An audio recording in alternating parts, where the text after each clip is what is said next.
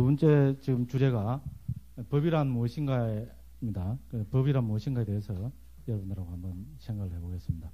아까도 말씀드렸다시피 이 법이라는 것은 불교의 생명입니다. 그죠? 그래서 우리가 이 법을 도대체 어떻게 이해해야 될 것인가 하는 그거를 초기 불교적으로, 그 다음에 초기 불교의 또 바탕한 주석서하고 아비담마적인 관점에서 한번 살펴보고자 합니다.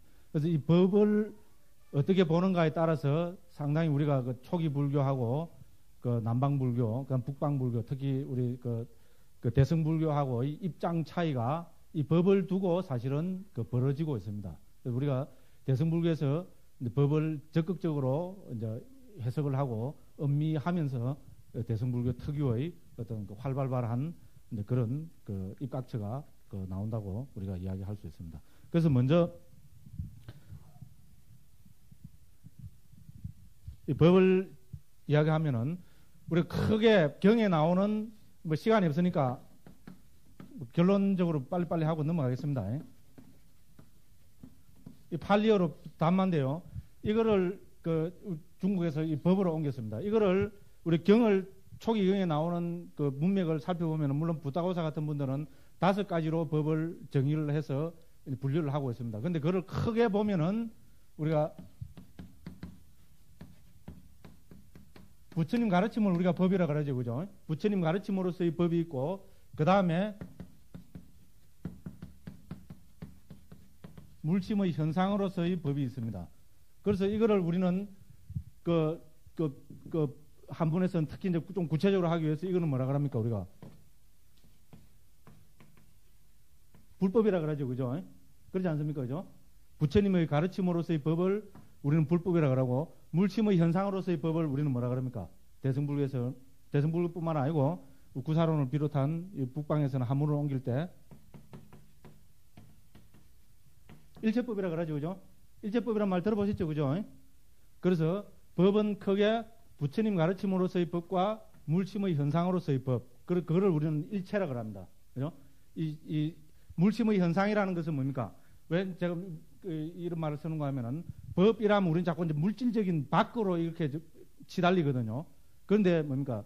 이 물심의 현상이라면은 특히 심적인 현상은 내 안에 있는 거 아닙니까? 그죠? 내 안에 있는 것이기 때문에 이것은 그 물심의 현상이라 해서 우리가 정신적인, 물질적인 모든 현상을 통틀어서 우리가 할 때 이거를 일체법이라고 합니다. 그래서 서양 사람들은 이를 구분할 때 이 대문자 D를 써서 담마라고 이렇게 적으면은 이거는 부처님 가르침 불법으로서의 법을 이야기하는 거라고 이야기하고, 그럼 소문자로 써서 이렇게 적으면은 이거는 물심의 현상, 일체법으로서의 법을 이야기하는 거다. 이제 이렇게 이야기합니다. 그러면 부처님 불법과 일체법은 다른가? 벌써 금강경에 뭐라 그럽니까? 일체법이 계시 불법이라 하죠. 그죠? 그런 말 쓰죠. 그죠? 궁극적으로는 부처님께서는 물심의 현상을 설하고 계십니다. 그죠? 그래서 궁극적으로는 불법이 바로 일체법이고 일체법이 바로 불법입니다. 그래서 금강경 같은 데서도 일체법이 계시 불법이라고는 이런 표현을 씁니다. 그러니까 이제 부처님 가르침으로서의 법은 일단 좀 그걸 하고요.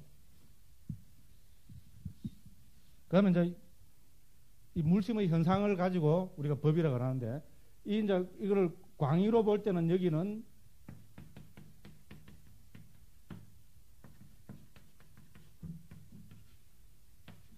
개념으로서의 법과 구경으로서의 법으로 우리가 두 가지로 나눠집니다. 이거를 원어로 쓰면은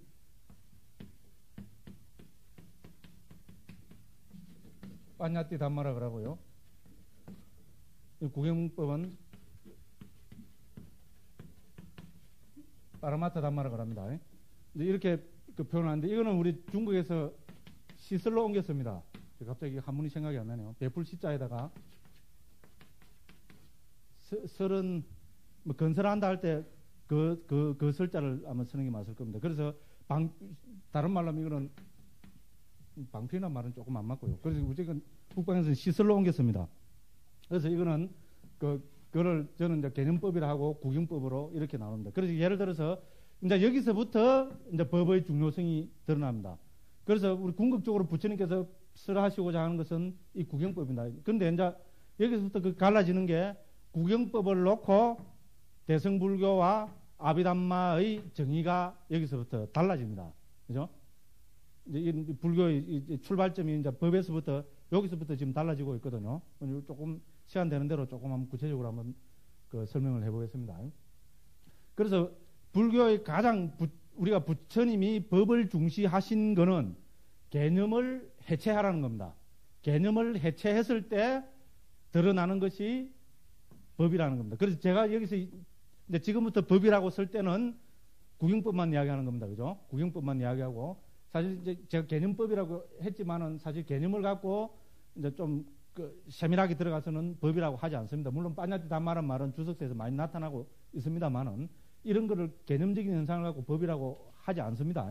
그래서 개념을 해체할 때 개념을 구성하고 있는 최소 단위 뭐 이렇게 정의합시다. 그 최소 단위를 일러 법이라 합니다. 그래서 이제 저는 여기다가 지금 뭐라고 적어놨는가 하면은 그 특정 사건을 구성하는 최소 단위 혹은 구성 요소다 일어났죠, 그죠? 그래서 법은 이제 우리가 구체적으로 분명히 알아야 될 게 이것은 개념이 아니라는 겁니다. 바로 지금 여기 아까 현실이라는 겁니다. 현실. 불교에서 중시하는 것은 현실입니다. 물론 현실이 뭐냐 이걸 두고 우리가 수많은 그 논란을 해봐야 되고 수많은 고뇌를 해봐야 됩니다. 그래서 이 현실을 구성하고 있는 최소 단위입니다. 그러니까 예를 들어서 우리가 뭐 여러 가지 비유를 들 수 있습니다. 예를 들어서 우리가 작년에 그 이승엽 선수가 56호 홈런을 날렸죠, 그죠? 그죠? 그럼 56호 홈런이라면 그거는 뭡니까? 그건 뭡니까? 그건 개념이잖아요. 그죠? 56호 홈런 여러분 봤습니까? 못 봤죠? 56호 홈런이라는 개념입니다. 그죠? 그래서 이 개념 속에 있는 이거를 해체해서 보면은 어떻게 됩니까? 거기는 지금 현실이 들어있는 겁니다. 그죠? 그러면 이것도 전부 제가 물론 개념적으로 하는 이야기지만은 뭐 대구에서 했습니까? 어디서 하는 건 잘 모르겠는데 대구 구장이나 합시다. 그럼 대구 구장에서 그 56호 홈런이라는 거를 56호 홈런이 어떻게 해서 어떤 사건들이 모여서 어떤 구체적인 최소 단위들이 모여서 56호 홈런이라는 개념이 성립이 됐는가 그걸 한번 살펴보자는 겁니다. 그죠? 그럼 첫째로 뭐가 있어야 됩니까? 홈런 치려면 뭐가 있어야 됩니까? 야구 배트가 있어야죠. 그죠? 방망이가 있어야 되고 그 다음 뭐가 있어야 됩니까? 야구 공이 있어야죠. 그죠? 그 다음 또 뭐가 있어야 됩니까? 투수가 있어야 되죠. 포수가 있어야죠. 그죠? 예를 들어서 뭐 야구 글러브 있어야죠. 그죠? 1루수, 2루수, 3루수, 그죠? 외야수, 그죠? 그 다음에 여러, 3만 명, 5만 되는 관객, 그죠?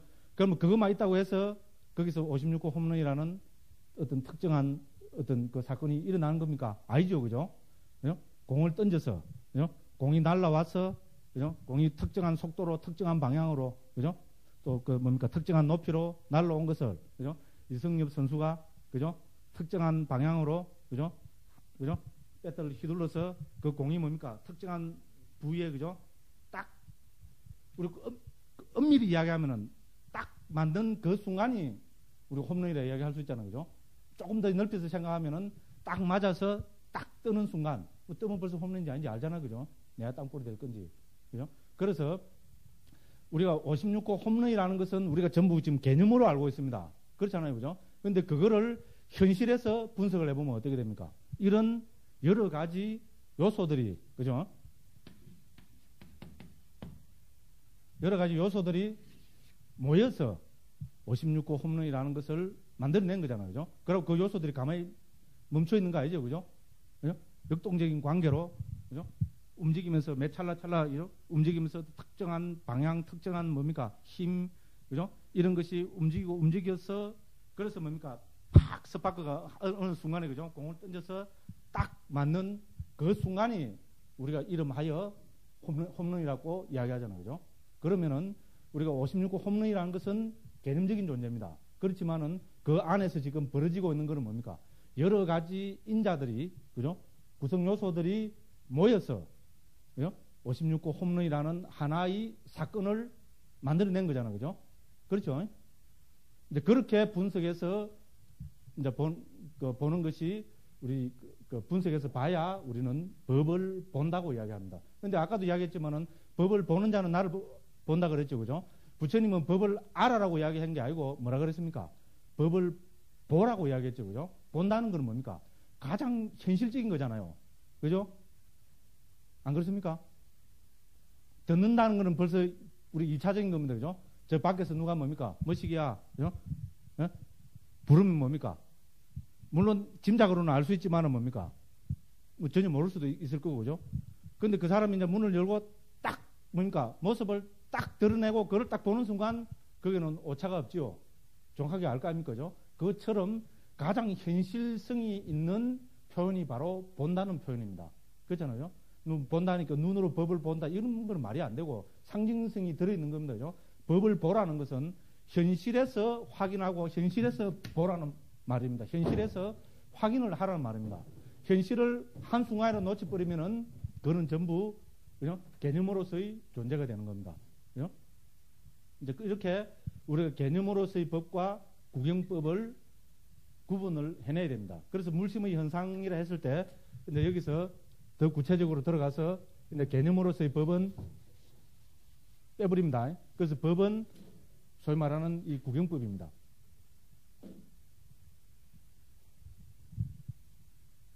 그래서 법은 그 사건을 구성하고 있는 최소 단위라고 그랬습니다. 그런데 이제 우리 불교의 그 근본 그 목적이랄까요? 부처님의 근본 메시지가 뭡니까? 아까도 말씀드렸지만은 그죠? 해탈입니다. 해탈 열반입니다. 그죠? 그러면 해탈 열반은 요건 그 다음에 이제 우리 사성제 할 때 그 말씀을 드리겠지만은 궁극적으로 뭡니까? 모든 가래의 그 소멸입니다. 그러니까 갈애라면은 우리 목마를 갈자에 사랑을 애자를 씁니다. 그죠? 목마르라서 뭐를 갈구하는 그죠? 그런 그것이 소멸이 돼야 거기서 그 구경의 그 해탈 열반을 실현하게 된다고 이야기합니다. 그러면은 그 갈애는 도대체 어디서 오는가? 이거는 뭡니까? 뭔가 뭉쳐져가 있을 때 개념적인 존재가 있을 때 거기서 가래가 온다는 겁니다. 법을 보는 사람은 법은 가래의 대상이 아니라는 겁니다. 법을 본다는 말은 법을 보는 순간에 가래는 해체돼 버리고 사라져 버린다는 그런 의미가 있습니다. 예를 들어서 예를 한번 들어보겠습니다. 아까 이제 우리가 몸을 관찰하는 것까지 그 불교의 모든 이 수행법이나 교학은 아까도 말씀드렸지만은 근본이 해체에 있습니다. 초기 불교는 특히 해체에 있거든요. 그래서 이 개념을 해체해서 법을 보면은 가래가 사라진다는 겁니다. 그 방법으로서 수행에 들어가는 것이 신수신법입니다. 그래서 가래의 근본 출발은 우리가 뭡니까? 이제 우리 그 부처님이 궁극적인 그 가래의 출발은 내 것으로 보잖아요. 그죠? 그 나가 바로 우리 소위 말하는 그 아트만이라고 하는 겁니다. 나라는 불변한 실체가 있다고 여기기 때문에 거기서 모든 그 가래의 출발은 그 시작이 된다는 겁니다. 그렇기 때문에 나라는 존재를 해체해서 보면은 뭡니까? 싹싹 해체해서 보면은 거기에는 집착의 대상이 되는 불변하는 나라는 것이 있을 수 없다는 겁니다. 그래서 몸으로서 분해를 시키고, 그죠? 느낌으로서 해체를 시키고, 마음으로서 해체를 시키고, 여러 심리 현상으로서 해체를 시키는 겁니다. 예를 들어서 우리가 뭡니까? 요새 머리를 갖고 한번 예를 들어 봅시다. 우리가 이쁜 아름다운 여자가 있습니다. 특히 뭡니까? 옛날에 저는 스님들이 너무나 막 딱 이래서 제가 농담을 좀 하는 겁니다. 단발머리를 아주 좋아했어요. 단발머리 한 여자를 좋아했는데, 그러면 뭡니까? 우리가 이제 법을 가지고 한번 생각을 해보면 뭡니까? 우리가 그 머리가, 그죠? 단발머리가 어떤 뭡니까? 까만 그 색깔로 있잖아요. 그죠? 여기 뭡니까? 머리, 이걸 그냥 재미로 들으십시오. 이걸 카트를 이렇게 딱 해가 있으면은 어떤 특정한 형태를 띠고 있잖아요. 그죠? 특정한 형태로 거기에다가 빗질을 하고 이래 했을 때 우리는 그걸 아름답다고 그럽니다. 그죠? 그러죠? 그래서 뭡니까? 우리 부부지간에도 그러잖아요. 당신 머리 참 아름답다고. 너무나 이쁘고 좋다고. 그죠? 먼저 그래 합니다. 그런데 모여갖고 있을 때는 그것을 우리는 아름답다고 할 수 있습니다. 그런데 어떻게 됩니까? 그 머리칼 중에 한 움큼은 놔두고, 그죠? 머리칼 중에 하나가 뚝 떨어져 가지고 그게 방바닥에 흘러지가 있다면은 그걸 보고 아름답다는 우리가 그 가래를 일으킵니까? 아름답다는 생각을 일으킵니까? 아니죠, 그죠? 머리칼이 떨어져서 방바닥에 놓인 그 순간에 우리는 뭡니까? 그거를 혐오하게 되잖아요, 그죠? 그렇죠? 제가 지네 말 아닙니다, 그죠? 더군다나 그것이 뭡니까? 방바닥에 안 떨어지가 있고, 그죠? 밥 속에, 그죠? 공양주 보살님이 뭡니까? 여기 공양주 보살님도 없을 거니까. 공양주 보살님이, 그죠? 머리를 해갖고 밥 속에 뭡니까? 그거 들어갖고, 그죠? 내 뭡니까 밥숟가락을 쭉 들어 올리는데 뭡니까 머리카락 길쭉한 게 쭉 달리고 올라오면 뭡니까 그게 사랑스럽습니까? 아니죠, 그죠? 그죠? 예를 들어서 마을에서 우리 어릴 때 그런 거 많이 봤잖아요. 그죠? 엄마가 뭐 아무리 정성스럽게 밥 잘 해갖고 해도 뭡니까 뭡니까 밥 속에 뭡니까 머리카락 하나 쭉 달려 나오면 아버지한테 그죠? 당장 그냥 불호령이 나잖아요, 그죠? 그럼 뭡니까 절절절절 매고 또 잘 못 낸 것 같고 그래 하잖아요. 그게 왜 그렇습니까? 그 아름다운 머리결도 뭡니까 해체되는 순간에 어떻게 됩니까? 해체돼서 분리되는 순간에 그것은 그죠? 그 집착이나 가래의 대상이 되지 않는 겁니다. 그렇게밖에 이야기할 수 없습니다, 그죠? 청정노론을 비시한 주석서에서 다 그렇게 설명하고 있습니다. 그 다음에 뭡니까 매니큐어 쫙 칠해놓으면 어떻습니까? 손톱 멋있죠, 그죠? 잘 깎아놓으면 멋있습니다. 근데 그게 뭡니까? 손톱 깎여갖고 딱 해갖고 뭡니까? 그죠? 손톱의 전체에서 탁 분리되는 순간에, 해체되는 순간에 어떻게 됩니까? 그걸 갖고 아름답다는 사람은 좀, 사이코나 좀, 그죠? 좀 이상한 사람일 겁니다, 그죠? 그렇지 않습니까, 그죠? 분리되는 순간에 우리가 가지고 있던 아름답다는 개념, 그죠? 어떤, 뭡니까? 가래하는 어떤 그런 것이 분리되는 순간에 사라집니다. 그래서 이거는 우리 일상생활에도 경험하는 중요한 이야기입니다. 그죠? 그래서 부처님께서도 지금 그거를 수행 방법으로 강력하게 설하고 계십니다. 그래서 해체해서 보라는 겁니다. 그 다음에 뭡니까? 콘달 아무리 오똑한 콘달 아무리 그래도 뭡니까? 이거 누가 끊어가지고 당신 가지시오 이러면 어떻게 됩니까? 그죠? 기급을 하겠지요. 그죠? 앵도 같은 입술 좋습니다. 붙어 있을 때 그죠? 특정한 형태나 특정한 뭡니까? 모양을 하고 특정한 색조를 띠고 그죠? 빨갛게 이래 갖고 뭡니까? 특정한 형태에 딱 붙어 있을 때 아름답다. 뽀뽀라도 한번 해봤으면 좋겠다. 이런 생각이 일어나지. 그죠? 이거를 뚝 띠갖고 뭡니까? 신관 속에 그죠? 알코올 담가가지고 간 떡 넣어놓으면은 몰라요. 거기에 뽀뽀하고 싶다는 생각이 일으키는 사람이 있으면 그 사람 우리 일러 사이코라 그럽니다. 그죠? 정신적으로 문제가 있는 사람이라 그럽니다. 그래서 해체하는 것은 그래서 수행에서도 핵심입니다. 중요합니다. 해체해서 보기 시작하면은 사물을 전부 해체해서 관찰하기 시작하면은 뭡니까? 우리가 그 개념적인 존재 저것이 서서히 뭡니까? 무너지고 와해되고 거기에 대한 우리 가치관이 그죠? 바뀝니다. 우리는 개념적인 존재를 가지고 전부 거기에 의미를 두고 있거든요. 제일 큰 게 내야. 그 다음 뭡니까? 내 것. 그죠? 나가 있으니까 내 아내. 그죠? 내 애인. 내 물건. 내 것. 이래서 의미를 두고 있습니다. 근데 이거를 우리가 하나하나 떼어내어서 분해해서, 그죠? 내 것이라는 그런 분해가 나가버리면은 누가 손톱 뚝 끓이는, 예를 들어서 방바닥에 뚝 흘리지가 있습니다. 그러면 누가 뭡니까? 예? 그 반장이. 그죠? 이거, 누구 손톱이요? 이러면 뭡니까? 내가 아니라 그러죠. 그죠? 물론 혼나는 게 그럴 수도 있지만은 떨어져 나가는 순간에 뭡니까? 그거는 내 거라고 내 몸 속에서, 그죠? 어느 하나 떨어져 나가갖고 그거를 내 거라고 주장할 사람 하나도 없습니다. 그렇잖아요. 예? 발 여기 뭡니까? 뜨득뜨득 앉아갖고 툭 떨어지고 나가면 뭡니까? 집착할 사람 없습니다. 그 다음에 청정노론에서 또 뭐라고 나와 있는가 하면은 이제 결론적으로 이야기하기를 몸의 안과 밖을 뒤집어 놓으면은, 그죠? 어떻게 되겠습니까? 안에 시뻘, 창자, 염통, 이런 거 있잖아요. 이거 밖에 나가로 붙어 있고, 안에 있는 게 뭡니까? 코, 이런 게, 눈, 이런 거, 아무리 그 해봐야 뭡니까? 이게 안에 들어가 있고, 안에 있는 게 밖으로 나오면은 뭡니까? 거기에 집착할 사람 누가 있습니까? 는들이 치고 혐오감을 일으키죠, 그죠? 그와 마찬가지로, 이제, 우리가 수행의 출발도 이렇게 해체해 나가는 데서 초기 불교에서는 그걸 찾고 있습니다. 그래서 우리가 이제 아까도 이제 이승임 선수 야구 그거를 이제 이야기를 했는데요. 그러면 어디까지 우리가 이제 분해해 들어갈 수 있는가 하면은 최소 단위 그거를 분해해서 우리가 들어갈 수 있는 인식할 수 있는 최소 단위를 이제 불교에서는 찰나라고 합니다. 찰나라는 말 많이 쓰잖아, 그죠? 그죠? 찰나라는 말은 우리가 이제 아비담마적으로 이야기하면은 우리가 인지할 수 있는, 그죠? 알 수 있는 최소 단위입니다. 그래서 이 찰나를 넘어서 버리면은 그것이 무엇인지, 예를 들어서 우리는 탐욕인지, 성내는 것인지, 어리석은 건지, 그죠? 그 다음에 빨간 건지, 하는 그거를 알지 못한다 그럽니다. 그래서 그 최소 단위로서 만나는 것이 찰나입니다. 그래서 법은 분석에 들어가면은 최소 단위로 최후에 만나는 그 기본 구성 요소 그거는 바로 찰나라고 이야기합니다. 그래서 법은 찰나적인 존재라고 이야기합니다. 그래서 찰나생, 찰나멸 이렇게 이제 아비달마에서는 정의를 하고 있고, 그래서 딴 거는 다 까먹어도 이 법은 제가 말하는 법은 전부 지금 국익법입니다. 그죠? 법은 찰나적인 존재라는 겁니다.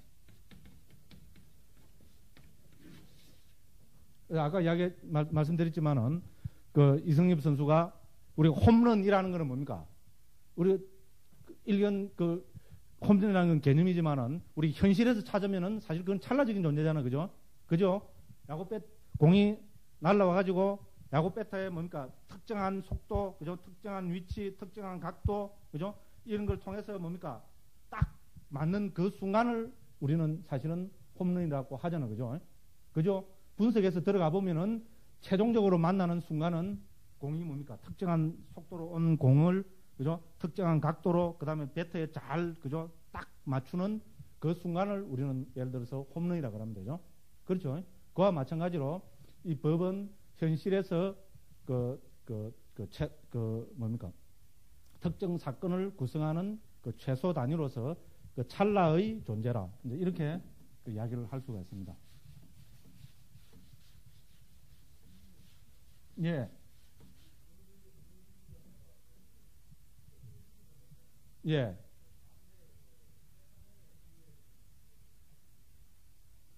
이제 그 대승불교에 대해서는 좀 이따가 이야기합시다. 이제 법을 이제 그렇게도 볼 수가 있습니다. 근데 제가 지금 이야기를 하고 지금 이제 법의 두 가지 측면을 제가 지금 막 이야기를 하려는 중이거든요. 요 이야기를 하고 한번 그 이야기를 한번 해봅시다. 그래서 그럼 이 법은 이제 어떻게 봐야 될 것인가 하면은 법은 그 이제 15쪽입니다. 그래서 법은 지금 여기에서 찰나생 찰나멸 하는 것이다 그랬죠. 그죠? 찰나라는 말을 이제 이해하시겠죠. 그죠? 아까도 말씀드렸지만 지금 여기라는 것은 우리 관념 속에 있는 것이 아니고 지금 여기 바로 이 현실에서 벌어지고 있는 그 찰나적인 그것을 법이라 한다는 말입니다. 그죠? 그 다음에 법의 중요성은 지금 여기 내 안에서 보아야 한다. 그래야 해탈 열반을 성취한다. 이렇게 했고요. 요거는 아까 이야기한 거고. 그거 넘어갔어요. 그 다음에 이제 중요한 것이 우리 저 스님이 질문하신 대로 이제 우리 초기 불교에서부터 해서 우리 아비담마에서 아주 중요하게 나온 것이 법은 고유 성질과 보편적인 성질로 파가야 된다. 이것이 이제 우리 법의 그 가장 중요한 측면입니다. 그래서 보편적인 성질과 고유 성질이라고 그랬는데요. 그 고유 성질을 이거는 이제 구사론에서는 어떻게 옮기고 있는가 하면 고유 성질을 자상으로 옮기고 보편적인 성질을 공상으로 옮기고 있습니다. 그래서 법은 두 가지 측면에서 우리가 관찰할 수 있다는, 알 수 있다는 겁니다. 그죠? 그래서 자상이라는 것은 법은 모두 각각의 고유한 성질이 있다는 겁니다. 그러니까 이제 이런 식으로 아까 최소 단위라 그랬죠. 그죠? 그래서 이 물심의 현상, 그죠? 우리 정신적인 현상, 물질적인 현상을 우리 초기 불교에서는 분해해서 그 최소 단위로서 설명을 하고 있습니다. 그래서 우리가 제일 그 카테고리가 뭡니까? 물질이잖아. 그죠? 물질을 저는 이제 상자부 아비담마에 준해서 이야기합니다.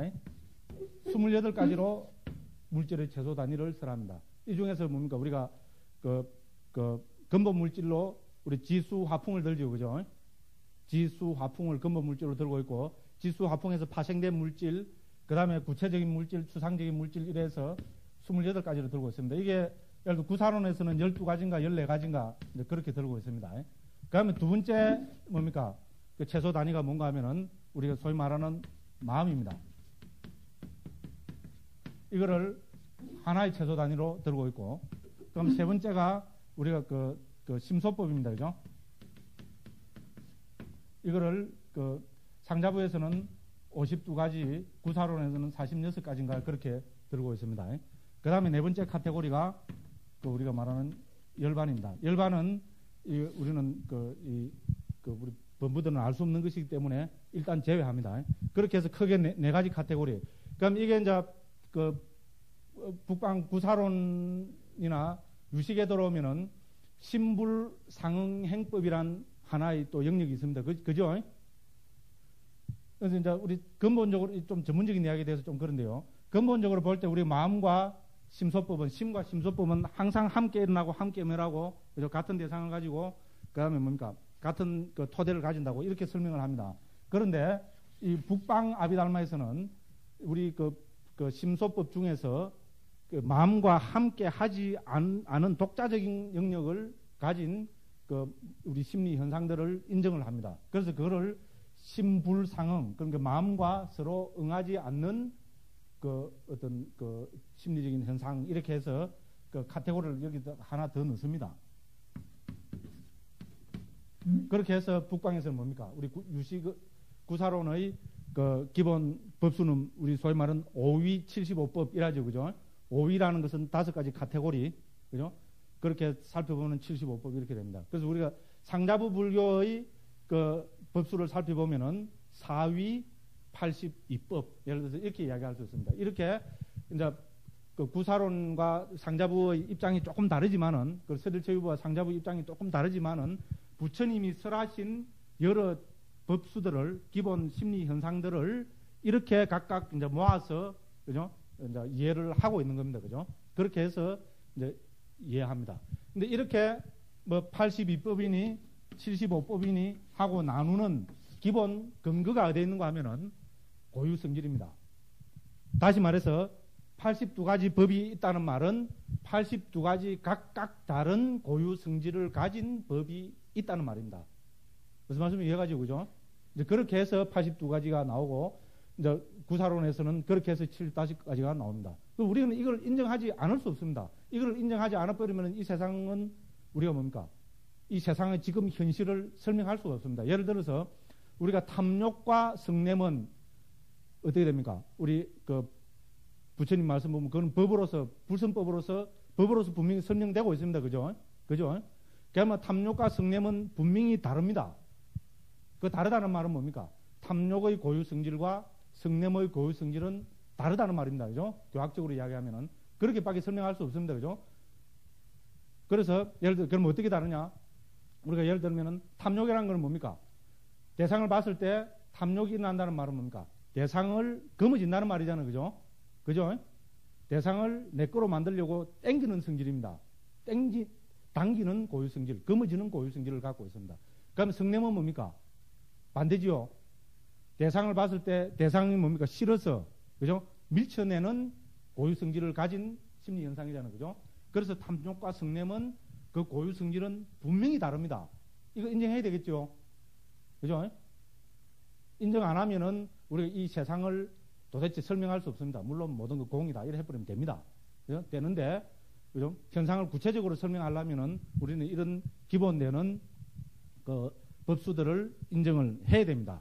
그래서 그거를 이제 저는 한글로 옮길 때 고유성질이라고 하고, 그거를 그 구사론에서는 자상이라고 합니다. 자기 스스로의 그 뭡니까?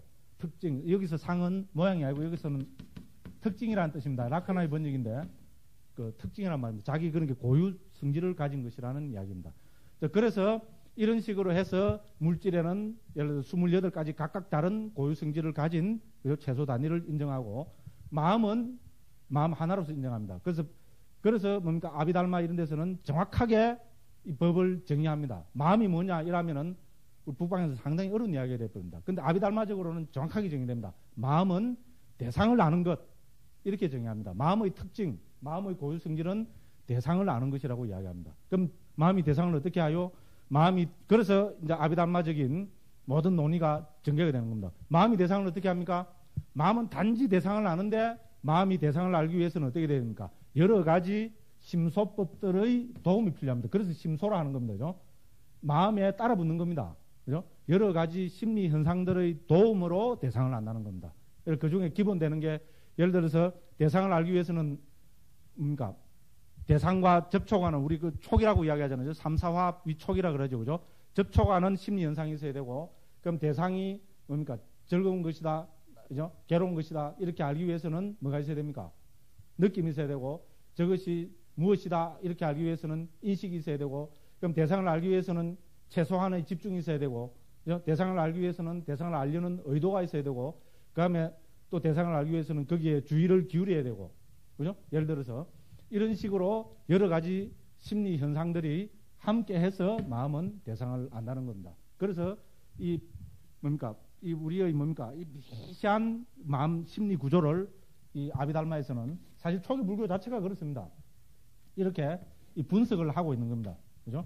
분석을 해서 해체를 해서 그렇게 드러내고 있는 겁니다.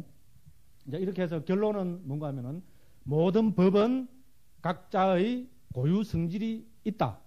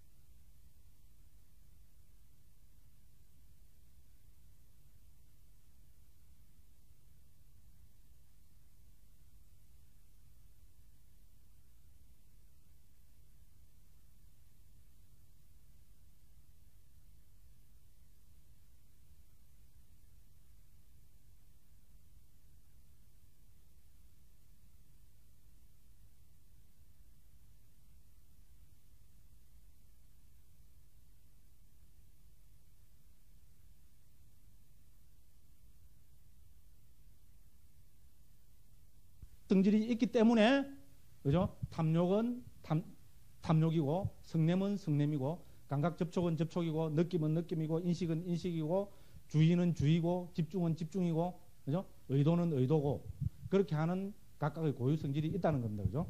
이제 그렇게 보는 것이 고유 성질의 측면으로 보는 겁니다. 그 다음에 이제 두 번째가 뭔가 하면은 공상입니다. 이제 이것이 중요합니다. 저는 그냥 보편적 성질로 옮깁니다. 그래서 모든 법은, 그죠? 각자의 고유 성질이 있지만, 그러고 여기서 중요한 것은 고유 성질이 있다고 해서 불변하는 어떤 엔티티가 있다고 보면은 절대로 안 됩니다. 여기서 고유 성질이라는 것은 뭡니까? 우리 아비담마적으로 보면은 생주멸의 단계를 거친다는 겁니다. 이 찰나라는 것은, 여러분, 찰나이라니까 찰나를 상당히 이거는 현실이기 때문에 관념이 아닙니다. 그래서 찰나는 다시 뭡니까? 일어나고 머물고 사라지는 이 세 개의 더 짧은 순간으로 이루어져 있다고 이야기합니다. 그래서 법은 찰나적인 존재고, 그렇기 때문에 우리가 탐욕, 이래서 탐욕이라는 불변하는 영원히 정해진 뭐가 있다는 이야기는 절대로 우리 초기 불교나 특히 상자부 아비달마에서는 절대로 그런 이야기는 하지 않습니다. 이 고유 성질을 가진 것은 찰나적인 존재라고 이야기합니다. 이 두 개를 함께 섞어갖고 이해를 해야 됩니다. 그래서 탐욕이라는 것은 뭡니까? 불변하는 탐욕이 있는 것이 아니고 조건에 따라서 탁 일어나면 뭡니까? 짧은 순간에 고유 성질을 탁 드러내고 그 다음에 뭡니까? 사라져버린다는 겁니다. 그죠? 그렇게 우리가 자상은 이야기해야 되고, 물론 여기 보편적인 성질에서도 그게 다 이제 나오고 있습니다. 그래서 그러니까 어떤 고유 성질을 가진 법일지라도 이 모든 법들은 세 가지 보편적인 성질이 있다는 겁니다. 우리가 이제 너무나 잘 알고 있는 겁니다. 뭡니까? 첫째가 무상, 두 번째가 고, 세 번째가 무아. 무상, 고, 무아 하면은 초기 불교에서 가장 강조하고 있는 거죠, 그죠? 오온의 무상, 고, 무아 이거는 초기 불교에서 거듭 강조하고 있는 겁니다. 그래서 모든 법은 그죠? 무상하고 무상은 뭡니까? 변한다는 말입니다, 그죠? 그다음에 고고, 그다음에 무아라는 겁니다, 그죠? 그래서 어떤 법일지라도 아까도 이야기했지만 그죠? 찰나적인 존재이기 때문에 이거는 무상하다는 겁니다, 그죠? 물론 이제 여기서 지금 우리 아까 구경법에서 열반은 제외합니다. 열반은 일단 열반은 우리 중생들한테는 현실이 아니잖아, 그죠? 중생이 뭡니까? 깨달지도 못한 사람이 중생이 열반이라면 그거는 뭡니까? 다 관념이죠, 그죠? 일단 열반은 제외해놓고요. 그래서 모든 법은 뭡니까? 무상하다는 공통되는 보편적인 성질을 가지고 있고, 그렇기 때문에 고라는 보편적인 성질을 갖고 있고, 그렇기 때문에 실체가 없다는 무아라는 보편적인 성질을 가지고 있다는 겁니다. 그래서 초기 불교를 있는 그대로 해석하고 있는 아비달마에서는 북방 구사론에도 그렇고 남방 청정도론에서도 그렇고 전부 이 뭡니까? 법은 모든 법은 그것이 열반을 제외한 모든 법은 그것이 무슨 법이든 무상고 무아라는 세 가지 보편적인 성질에서 벗어날 수 없다는 겁니다. 무슨 말씀인지 이해가지고 그죠? 그래서 우리가 이제 법을 고유 성질을 가진 하나의 뭡니까? 조그만 이런 거로 해체하는 이유는 궁극적인 이유는 바로 여기 있습니다. 법의 무상고 무아를 보기 위해서 그렇습니다. 그래서 여기도 보면 제가 인용을 해놨는데요. 오늘 우리가 초기경에서 해탈 열반을 실현하는 길 가운데서 가장 많이 등장하고 있는 것이 오온의 무상고 무아를 통찰하는 것입니다. 오온이라는 건 뭡니까? 우리 색수상행시 나라는 존재잖아, 그죠? 나의 무상고 무아 이라면 뭡니까? 나라는 것은 개념이기 때문에 무상고 무아 이게 잘 갖다 안 붙습니다. 그런데 나라는 걸 이제 딱딱 해체해갖고 물질로서 있잖아요. 내 속에 있는 어떤 뭡니까? 물질을 해체해서 최소 단위로 자꾸 가져다 보면은 그거는 뭡니까? 무상 아니면은 고 아니면은 무아라는 보편적인 성질을 깨뜨려 볼 수 있다는 겁니다. 그럼 특히 뭡니까? 느낌, 그죠? 느낌은 뭡니까? 이게야말로 찰나신 찰나멸이잖아요. 조금 뭡니까? 좋은 거 오면 어떻게 됩니까? 해해하고 그죠? 좋아갖고 뭡니까? 짜릿짜릿하고 죽을 지경입니다. 그죠? 예? 아이고 좋아 죽겠네 이라 하다가 뭡니까? 한순간 그 느낌이 바뀌어버리면 어떻게 됩니까? 괴로워 죽지요. 그죠? 그죠? 느낌이야말로 이거는 뭡니까? 생멸을 거듭하고 있는 무상한 겁니다. 그죠?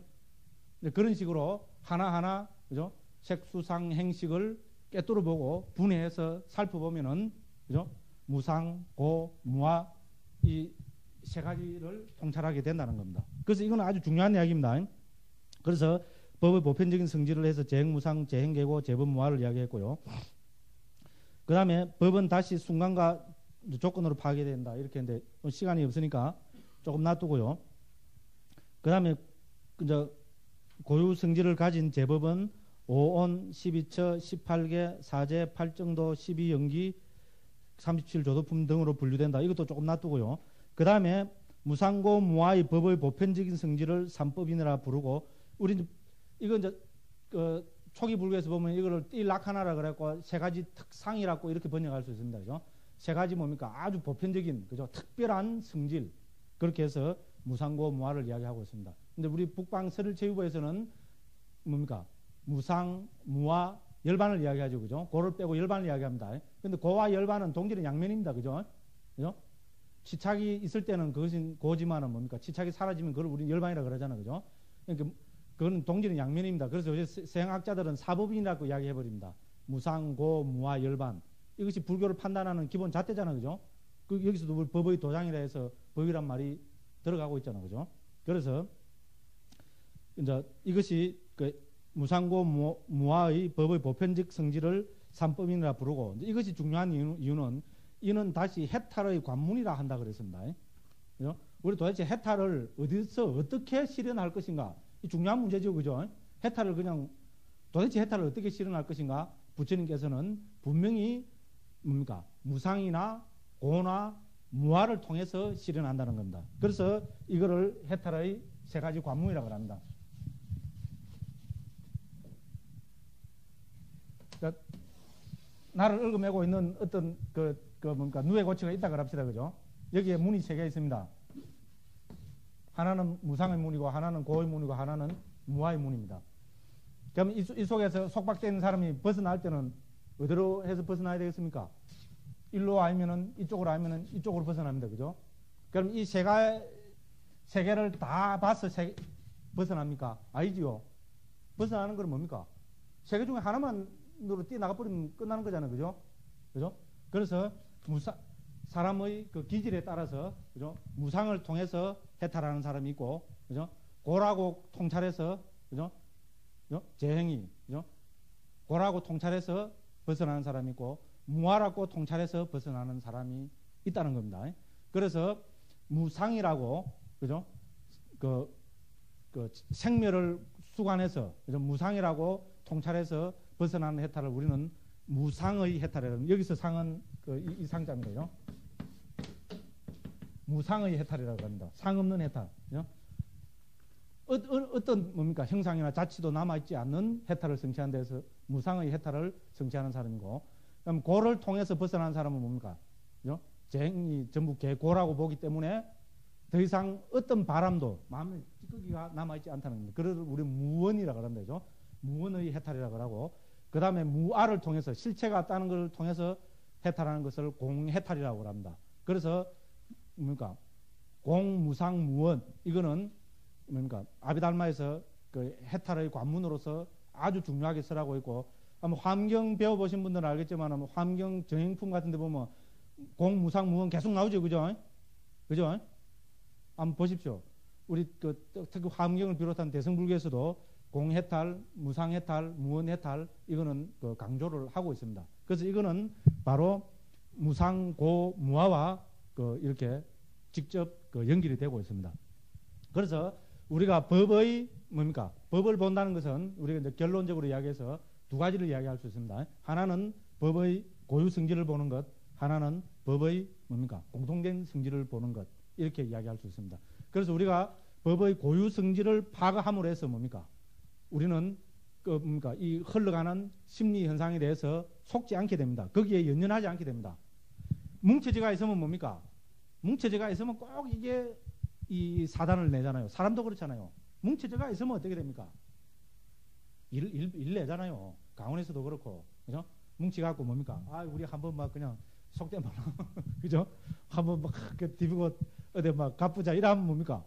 괜히 뭉치나면은 꼭 뭐가 벌어지거든요. 그죠? 간에서 힘도 생기고 막 아무것도 아닌 것 같고도 문제시하고 그렇습니다. 인간 세상도 그렇고, 아까도 이야기했지만은 예쁘다, 뭐 아름답다, 사랑스럽다, 다 뭉쳐졌을 때 이야기입니다. 그죠? 그렇지 않습니까? 그래서 우리 부처님의 입장은 해체하라는 겁니다. 뭉쳐져가 있는 것을 해체해서 보면은 뭡니까? 이제 뭉쳐져가 있는 그 안에 하나하나의 고유 성질이 드러난다는 겁니다. 예를 들어서 우리 여기 뭡니까? 경반, 환반 이라면은 뭉쳐져가 있을 때는 그게 환반이지만은 뭡니까? 그 안에 예를 들어서 뭐 20명 스님들이 있으면은 20명 스님들을 해체해서 보면 뭡니까? 각각 다른 고유 성질을 갖고 있죠. 그러지 않습니까? 그런 고유 성질을 갖고 있는 20명의 스님들이 모이고 뭉쳐졌을 때 우리는 일러서 30몇 기 환반 이렇게 이야기합니다. 그죠? 그래서 해체해서 보면은 뭡니까? 우리가 그 어떤 그 개념적인 그런 데 의미를 부여하지 않게 된다는 겁니다. 우리가 개념적인 데 의미를 부여하기 때문에 거기서 뭔가 가래가 생기고 집착이 생기고 치착이 생기고 우리 뭔가 중생의 모든 사단이 거기서 벌어진다는 겁니다. 그죠? 그렇게 이제 해체해서 보고 그 다음에 해체해서 자꾸 이제 그 최소 단위를 찾아 들어가면 뭡니까? 그 최소 단위는 점점 생멸하고 있는 거로 보입니다. 그죠? 그죠? 이거는 한순간도 머무를 수 없는 겁니다. 한순간도 머물지 않고 점점 뭡니까? 일어나고 멸하고 일어나고 멸하고 일어나고 멸하고 있는 그거로서 보이게 됩니다. 이제 그렇게 뭡니까? 법을, 그죠? 무슨 법을 보든지 계속 꿰뚫어 보게 되면은 우리는 뭡니까? 무상을 통찰하게 되고, 고를 통찰하게 되고, 무아를 통찰하게 됩니다. 그래서 모든 유의법은 무상이고 고고 무합니다. 여기 이 고에는 물질도 들어갑니다. 이상하다. 물질이 왜 고지? 어? 그렇게 싶으죠, 그죠? 그런데 부처님께서는 그 물질도 고라고 이야기했습니다. 초기경 읽어보십시오. 물질은 전부 고라고 이야기했습니다. 왜냐하면은 그 물질이 무한한 걸 갖고 이야기하지 않습니다. 최소 단위의 어떤 합성체로 최소 단위로 환원해서 보면은 그거는 뭡니까? 전부 고의 문제로 귀결이 됩니다. 여기 이제 우리 오원에서 그 사성제에서 이야기하는 고의 문제는 바로 지금 요겁니다. 물질이나 정신적인 현상이나 뭉쳐놨을 때 뭡니까? 그거는 고가 된다는 겁니다. 그걸 우리는 일러서 오치온고라고 이야기합니다. 오음성고라고 이야기하죠, 그죠? 그래서 그거는 우리가 그 내일 이제 본격적으로 하나씩 살펴보겠습니다. 그래서 여러분들이 꼭 알아둬야 될 것은 법은 보편적인 성질과 고유 성질이 있다. 보편적인 성질은 무상고 무하다. 이 보편적인 성질인 무상고 무하 중에 하나를 통찰해서 해탈 열반을 실현한다. 우리가 부처님이 설하신 해탈 열반의 관문은 이것밖에 없습니다. 그 외에 있으면은 제가 좀 가르쳐 주십시오. 제가 겸허하게 배우겠습니다. 제가 초기 경을 공부하면서 배운 우리 해탈은 뭡니까? 출가자들의 생명입니다. 출가자는 저는 앞 시간에도 말씀드렸지만은 사회에 대한 책임도 져야 됩니다. 그래서 사회의 빛이 되어야 됩니다. 그 이전에 우리가 출가자라는 말은 해탈 열반을 지향해야 됩니다. 그렇지 않습니까? 그죠?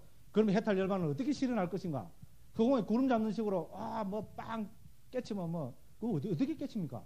그죠? 이 구체적으로 이 문제를 우리가 뭡니까? 꼬리를 물고 문제의식을 가지고 뭐 그 깨달음이라 카더라 옛날 큰 스님들이 카더라 이래 해버리면은 그거는 내 문제가 아닙니다. 내 문제를 가지고 문제의식을 가지고 구체적으로 파고 들어가 보면은 부처님께서는 무상고 무하 요 세 가지를 통찰하는 것밖에 해탈의 길이 없다고 그렇게 말씀하셨습니다. 그러니까 우리는 이 법을 분해해서 보면서 이 법의 무상고 무하 이거는 사무쳐야 됩니다.